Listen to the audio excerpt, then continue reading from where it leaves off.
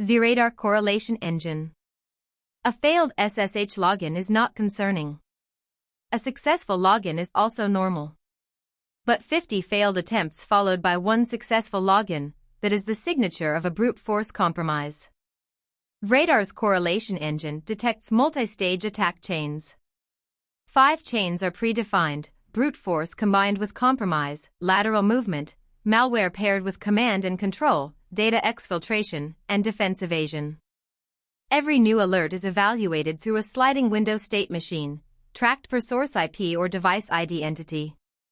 When enough stages match within the allowed time window, a P1 critical incident is automatically created and the matching playbook is triggered. A cooldown of 120 minutes between detections of the same entity prevents duplicates.